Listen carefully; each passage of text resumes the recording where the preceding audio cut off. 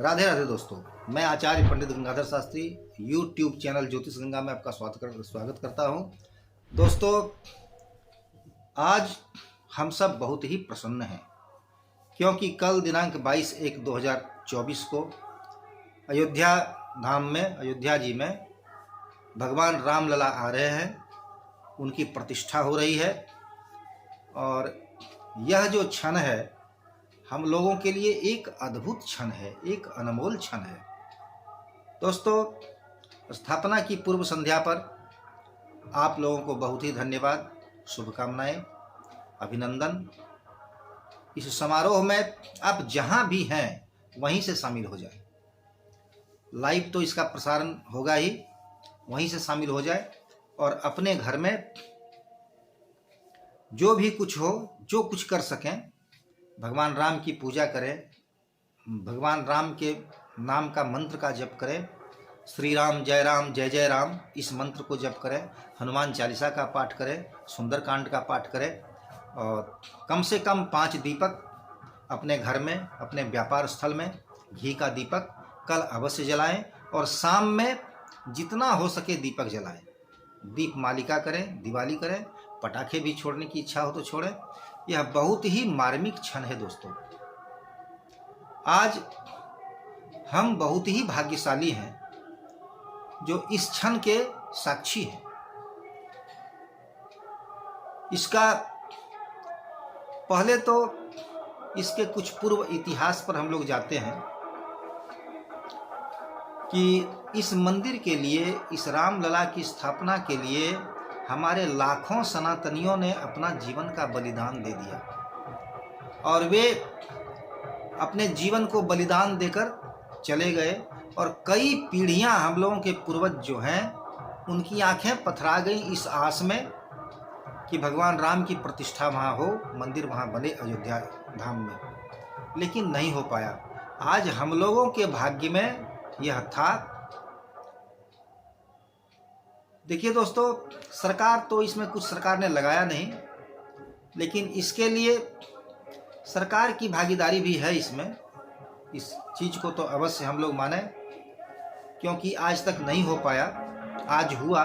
तो आज होने का क्या कारण है, इसके पीछे भी जो कारण है वो हम आप सभी समझते हैं और जानते हैं। तो दोस्तों, इसके पिछले इतिहास में पहले हम लोग कुछ जाएंगे, कुछ यादें ताज़ा कर लेते हैं, हम लोग आपस में बातें कर लेते हैं कि कुछ यादों को मैंने समेट कर रखा है जिसे आप लोगों के सामने समक्ष आज मैं उसे प्रकट करता हूं। और यह प्रतिष्ठा, भगवान की प्रतिष्ठा की पूर्व संध्या है। पूर्व संध्या पर हम लोग कुछ चर्चा करें इसके पिछले बातों के विषय में भी। दोस्तों, आज यह नई बात नहीं है कि इसके लिए संघर्ष हुआ। 6 दिसंबर 1992 को ढांचा को गिरा दिया गया, तो ये कोई नई बात नहीं है।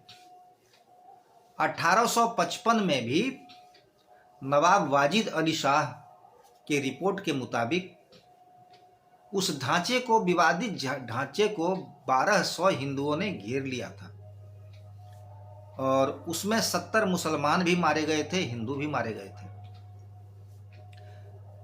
उसके बाद फिर 1934 में उस ढांचे को गिरा दिया गया। जिस तरह 1992 में गिराया गया, उसी तरह उस ढांचे को सनातनियों ने मिलकर जमा होकर गिरा दिया गया। और देखिए, अभी जो कहा जाता है कि ये चुनाव का प्रोपेगेंडा है, ये हिंदुओं को उकसाता है, आरएसएस वाला, बजरंग दल वाला, ये उकसा कर इस तरह करवाता है। तो न 1855 में आरएसएस था, न हिंदू को उकसाने वाला बजरंग दल था या और कोई पार्टी थी, न किसी प्रकार का कोई चुनाव था। तो ये चुनाव की बात नहीं है, न उकसाने की बात है।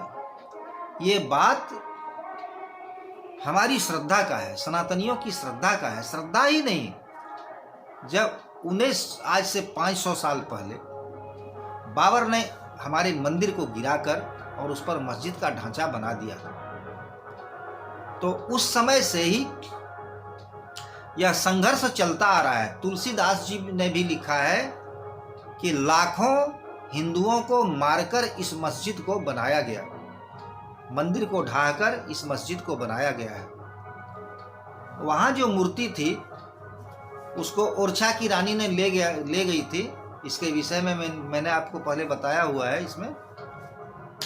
तो जो विक्रमादित्य के द्वारा स्थापित की गई थी वो मूर्ति, उस मूर्ति को ले गई थी ओरछा की रानी। उसके बाद फिर मंदिर को गिरा दिया गया। मंदिर को गिराकर बाबरी मस्जिद को बना दिया बाबर ने। तो इसके लिए शुरू से ही उसी समय 1855 में भी संघर्ष हुआ। उस समय न कोई इलेक्शन था, न कोई आरएसएस था, हिंदू की भावना को भड़काने वाला कुछ नहीं था। फिर भी इसके लिए संघर्ष जारी रहा, हिंदुओं का बलिदान जारी रहा। और उसके बाद फिर 1934 में भी उस ढांचा को गिरा दिया गया। उस समय भी आरएसएस का जन्म नहीं था, न हिंदू संगठनों का जन्म था, न हिंदू की भावना को भड़काने वाला कोई था, न कोई इलेक्शन था, न कोई चुनाव था, कुछ भी नहीं था। फिर भी उस ढांचा को 1934 में गिरा दिया गया और फैजाबाद के अंग्रेज कलेक्टर ने उसका फिर से निर्माण करवा दिया। तो आज यह संघर्ष जो है सनातनियों का आज कोई नया नहीं है दोस्तों, ये पुराना संघर्ष है। जब से बाबर ने इसे गिराया तब से संघर्षरत हैं सनातनी और अपना बलिदान देते चले आ रहे हैं। और दोस्तों ये क्षण जो है, मैं क्यों कहता हूँ अद्भुत क्षण है, अलौकिक क्षण है, ये फिर कभी वापस नहीं आना है, जिसके साक्षी ये हमारी पीढ़ी बन रही है, हम लोग बन रहे हैं। क्योंकि रामलला की मूर्ति बाबर के गिराने से पहले उस मंदिर में कब प्रतिष्ठा की गई थी किसी को पता नहीं। हो सकता है 2000 साल 3000 साल पहले उसकी प्रतिष्ठा की गई हो, जो किसी ने नहीं देखा या देखने वाले, या इतिहास भी कुछ इसका नहीं है कि उस मंदिर में प्रतिष्ठा कब की गई थी रामलला की मूर्ति की। और अब फिर ये 500 साल की बात ही नहीं है, ये बात हजारों साल पहले की है। हजारों साल पहले वहाँ रामलला की मूर्ति की स्थापना हुई और अब फिर उस मस्जिद को गिराया, उस मंदिर को गिराया बाबर ने, मस्जिद का निर्माण करवाया। और अब फिर हमारे समय में, हम लोगों के समय में इस मंदिर की प्रतिष्ठा हो रही है, जिसके साक्षी हम लोग आज बन रहे हैं।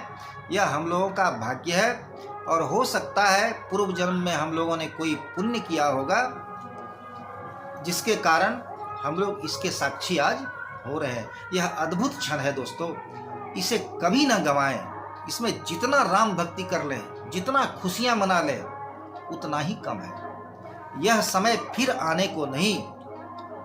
और कई पीढ़ियों के बाद, क्योंकि मंदिर बनाने वाले जो हैं उन्होंने भी गारंटी ली है कि ये मंदिर जो है ये कम से कम 1000 साल 1200 साल तक कुछ नहीं होना है। 1200 साल तक मंदिर बने रहेंगे, बना रहेगा। और रामलला की मूर्ति शालिग्राम शिला से बनाई गई है। शालिग्राम शिला, हिरण्य गर्भ कहा जाता है उसको, उनको, उनके गर्भ में सोना छिपा रहता है। और उस साक्षात भगवान विष्णु के स्वरूप हैं, नारायण के स्वरूप हैं शालिग्राम शिला, और उस शिला से मूर्ति बनाई गई है। तो मूर्ति तो स्वयं शक्तिमान है, शालिग्राम शिला की प्राण प्रतिष्ठा नहीं होती, वह स्वयं प्रतिष्ठित शिला होती है। लेकिन जब उसकी मूर्ति बन गई है तो उसकी प्रतिष्ठा करना आवश्यक है। इसलिए भगवान राम की मूर्ति की प्रतिष्ठा होगी। और इस शालिग्राम शिला की मूर्ति की भी गारंटी है 2000 साल।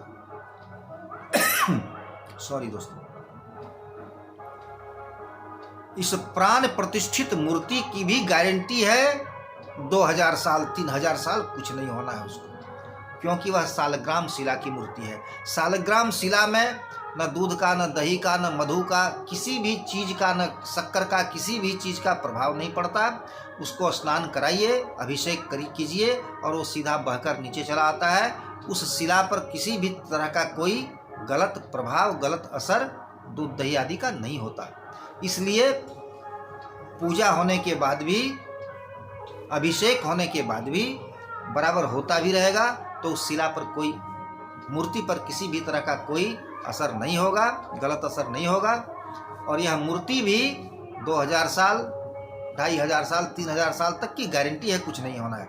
तो इतना तो निश्चित है कि पहले जो मूर्ति की स्थापना हुई 1000, 2000, 3000 साल पहले, उसको भी किसी ने नहीं देखा, हम लोगों ने नहीं देखा, और फिर आगे भी नहीं देख पाएंगे, कई पीढ़ियां नहीं देख पाएंगी कुछ होते हुए वहाँ। तो यह जो समय है, यह जो क्षण है, यह क्षण फिर कभी मिलने का नहीं। ये क्षण जो है, ये समय जो है, ये फिर हम लोगों को कभी नहीं मिलेगा, न कभी मिला था न मिलेगा। हो सकता है दूसरा, तीसरा, चौथा जन्म हो तो उसमें मिल जाए, और उसमें भी क्या होंगे कौन कह सकता है, मनुष्य होंगे कि जानवर होंगे, क्या होंगे कोई नहीं कह सकता। तो दोस्तों, पुण्य प्रभाव हम लोगों का कुछ था पूर्व जन्म का, जो हम लोग आज साक्षी हो रहे हैं भगवान राम की स्थापना का। इसे खूब इंजॉय करें, खूब खुशियां मनाएं, क्योंकि कल के बाद परसों फिर यह क्षण नहीं आने वाला। कल ही इसका जो भी होगा, कल ही इसका क्षण का हम लोग लाभ उठाएं, और जितना हो सके भगवान की भक्ति कर लें। और दोस्तों, इतिहास में मंदिर का ताला खुला, 1855 में संग्राम हुआ, 1934 में हुआ, और 1 फरवरी 1986 को ताला खुला। और ताला खुलने का कारण एक बंदर को माना जाता है। ताला खुलने का आदेश जिस जज ने, फैजाबाद हाई कोर्ट के जज ने जो दिया था फैसला, उनका नाम था कृष्ण मोहन पांडे, और वे बहुत ही धार्मिक प्रवृत्ति के व्यक्ति थे। उन्होंने ही कहा है कि मुझे दैवीय प्रेरणा मिली थी ताला खोलने का, और मैंने आदेश किया था ताला खुलवाने का। जिस दिन मैं इसका आदेश लिख रहा था, उस दिन न्यायालय के छत पर एक लंगूर बैठा हुआ था, जो कुछ भी खाने को तैयार नहीं था, और उसकी दृष्टि मेरी ही ओर हर समय थी। मानो मुझको लग रहा था कि वो कह रहा हो, कोई देवी शक्ति मुझे प्रेरणा दे रही हो कि आप आदेश दीजिए ताला खोलने का। और जब मैं घर में आया, तो घर में भी मैंने उस लंगूर को बैठा हुआ देखा, मेरे घर में आकर बैठा हुआ था। तो इस दैवीय प्रेरणा से मैंने ताला खोलने का आदेश दिया, और मुझे बहुत आत्मसंतुष्टि हुई खोलने का आदेश देने के बाद। तो दोस्तों, भगवान तो हर समय चाहते थे अपनी मुक्ति। उनको जो रखा गया था 1949 में, ताला में उनको वहाँ कैद कर दिया गया, ताला बंद कर दिया गया विवादित परिसर में। तो भगवान तो हर समय चाहते थे कि हमारी मुक्ति हो। तो आज कलयुग है, स्वयं तो वे कुछ करेंगे नहीं, करवाने के लिए माध्यम बनाएंगे, और आज माध्यम बनाया उन्होंने, और सब कुछ हो गया। तो दोस्तों, इसे अवश्य, इस क्षण को अविस्मरणीय बनाएं और खूब इंजॉय करें।